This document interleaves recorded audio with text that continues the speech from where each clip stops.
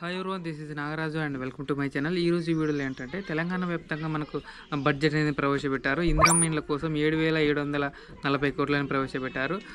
4,16,500 ఇండ్లు అనేవి తెలంగాణ వ్యాప్తంగా మంజూరు చేస్తామని వాళ్ళు చెప్పారు. తర్వాత మనకు ఇది ఎవరికి అర్హులు ఏంటి అనే విషయానికి వస్తే, మనం ముఖ్యంగా పట్టణ వాసులకు, పట్టణ ప్రాంత ప్రజలకు అప్లికేషన్ చేసుకునే విధంగా మనకు తెలంగాణ హౌస్ హోల్డ్ అనే వెబ్సైట్లో మనకు అవైలబుల్ ఉందన్నట్టుగా అవుతుందని చెప్తున్నారు.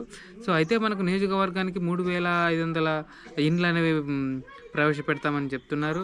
వెబ్సైట్ విషయానికి వస్తే ఇది టిఎస్ హౌసింగ్ అనే వెబ్సైట్ అన్నమాట. సో ఇందులో వెళ్ళి మనం చెక్ చేసుకోవచ్చు. ఇందులోని ప్రతి రకరకాలకు సంబంధించిన రాష్ట్రాలకు సంబంధించిన ఇందిరమ్మ ఇండ్లకు సంబంధించి కనిపిస్తుంది.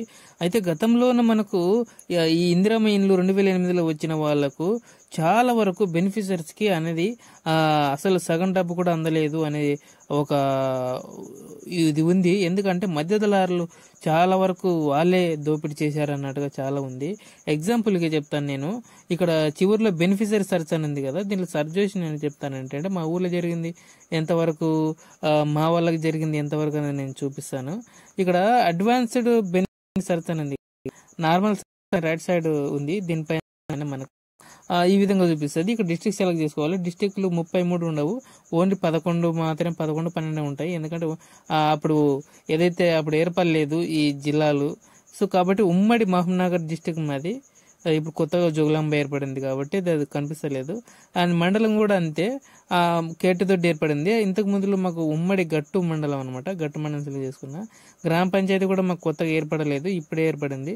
సో కాబట్టి మాకు ఎరసందొడి గ్రామ పంచాయతీ ఉండింది. అప్పుడు ఎరసందొడి గ్రామ పంచాయతీ నేను సెలెక్ట్ చేసుకున్నా. ఇక్కడ బెనిఫిషరీ ఐడి లేదు కాబట్టి బెనిఫిషరీ నేమ్తోనే సెర్చ్ చేస్తున్నా. సో హస్బెండ్ నేమ్ అవన్నీ ఏం కొట్టాల్సిన అవసరం లేదు.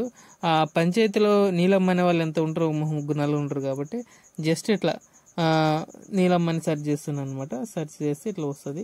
సో నీలమ్మ అనే వాళ్ళు మనకు 2 మాత్రమే ఉన్నారు.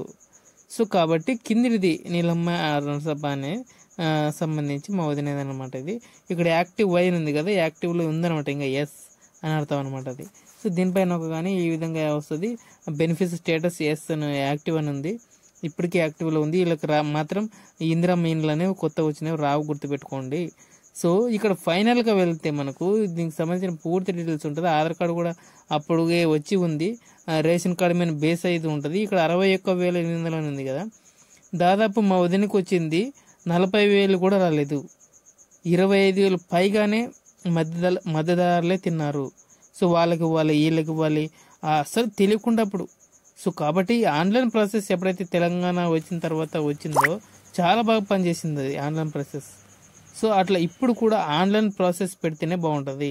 ఈ ప్రజాపాలన మన ఉన్నది కూడా కరెక్ట్ కాదు, మొత్తం ఆన్లైన్ చేయాలి. ఆన్లైన్లో అయితేనే కరెక్ట్గా ఉంటుంది. ఈ మధ్యలో ఉండే వాళ్ళు చాలా దోపిడీ పాల్పడే అవకాశాలు ఉన్నాయి. సో ఇది ఇంకో టైప్ ఆఫ్ సర్చింగ్ అనమాట, ఇదేదైతే బెనిఫిషరీ ఉందో అట్లా. సో నేను కోరుకునేది ఏంటంటే ఆన్లైన్ ప్రాసెస్ ఉండాలి. తెలంగాణ వ్యాప్తంగా ఇల్లు అయితే ఇస్తామని అంటున్నారు. కాకపోతే హౌస్ లేని వాళ్ళకు సైట్ ఇస్తాము అని చెప్తున్నారు, లేదా ఇల్లు కట్టిన ఇల్లు ఇస్తామని చెప్తున్నారు. తర్వాత ఇండ్ల స్థలం ఉన్న వాళ్ళకు 5 లక్షల రుణం అనేది ఇస్తామని చెప్తున్నారు ఇల్లు కట్టుకోవడానికి. తర్వాత ఎవరైతే తెలంగాణ ఫైటర్స్ ఉన్నారో 250 యార్డ్స్ భూమిని అనేది ఇచ్చి తర్వాత ఇల్లు కట్టేస్తామని చెప్తున్నారు. సో ఈ విధంగా మనకు ఇందిరమ్మ ఇండ్లు అనేది ఉండబోతున్నాయని చెప్తున్నారు అనమాట.